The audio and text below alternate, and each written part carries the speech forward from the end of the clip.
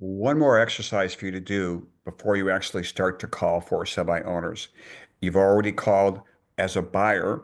You live in Illinois and you in the Chicago area, and you're called by owners that are 100 miles, 500 miles away from you, like you're a buyer. And you heard that presentation and you're learning how buy owners treat buyers. Do they ask the buyer any questions, or they just say, "Come on over"?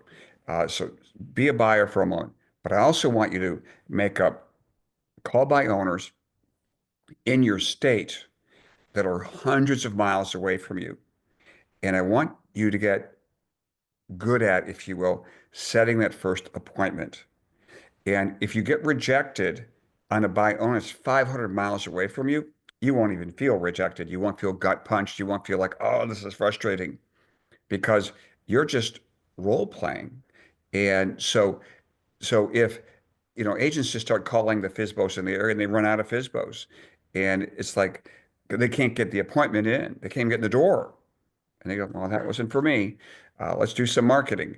And now they're almost out of the business when they shift from prospecting to just pure marketing, because we know that 87% of realtors never make it in the real estate industry. Why? Because they think marketing's the way to go when it really was prospecting first, networking second, marketing third as far as effectiveness. So we're in the prospecting river, and we want you to call for semi owners as a realtor hundreds of miles away from where you live in order to see if you could set an appointment. This is like going to, the golf course and going off the practice tee where you buy a bucket of balls and you go hit 100 balls. And before you go to the green, with your friends to play golf, you practice. Well, it really doesn't make any sense to just start calling FISBOs, which is why always say pause, don't call FISBOs just yet, that you're going for practice. And so we have that initial call to seller script that now there's so many initial call to seller scripts. Hey, I've got a buyer. Can I come over and see the property? Hey, I want to list your property. Can I come over and see the property? Hey, I want to buy your house. Can I come over and see the property? There's so many different approaches.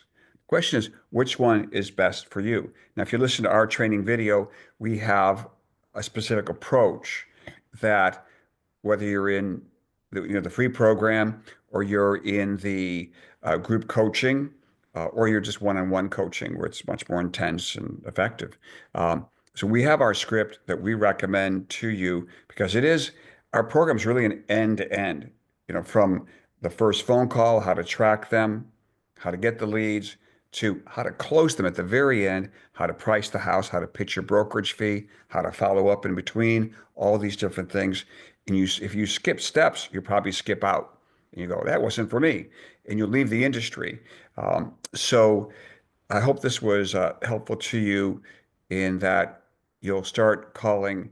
I want you to set ideally 7 to 10 appointments that are 500 miles away from where you live, 300 miles, 200 miles, whatever, far enough that you're not going to go. And when you're on that call, the last part is we need you to get the email address of the seller. Say, oh, hey, Bob, great talking to you. And so Thursday at 2 o'clock, come out and see the property. My question is, I always want to make sure for safety reasons, you know who I am before I come over to the property. I want you to be able to, I want to email you kind of what our objective is when we're coming through, what we're looking for in the property, confirming also the time, and my information will be on there. May I have your email address? The reason we want their email is using HubSpot or any kind of CRM, and you can get these things for free, these CRMs on trial basis. You want to see if the buy owner, before any appointment, expired or friend or whatever the case, if you sent an email to people to see how many times they opened it.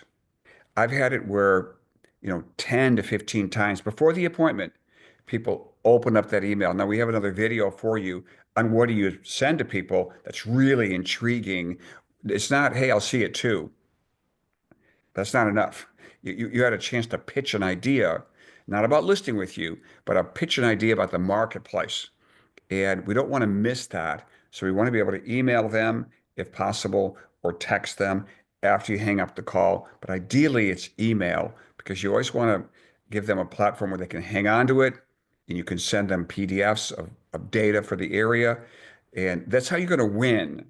And if you're looking for, no offense, the easy pill, just give me the script. Not only is this not for you, the program we have here, nor is calling on FISBOs. We already know that 9 out of 10 realtors, 95 out of 100, just don't make it calling in by owners. And part of it is they're just looking for shortcuts. And if you say, I want to really make 100 grand a year doing this and um, FISBOs only, and then handling the referrals from the FISBOs, the sellers become buyers. There's so much to gain from the prospecting river that I hope you'll take the time to practice everything that we're talking about here. Anyways, call FISBOs, different marketplace than where you live, and go for 7 to 10 appointments before you actually start calling FISBOs in your market. Let's get to the practice tee. You can get 7 to 10 successes. And by the way, just then cancel the appointment with the buy owner who says, okay, see you this afternoon at 2 o'clock, or see you Saturday at 2 o'clock. Then you could just follow up with a text message that, something came up and you're going to have to cancel it, or just contact a local realtor and say that, here's a lead. Whatever the case, it's the practice tee. That's what we're doing. And those leads are expendable for you. All right. Thank you so much. Hope this tip was helpful.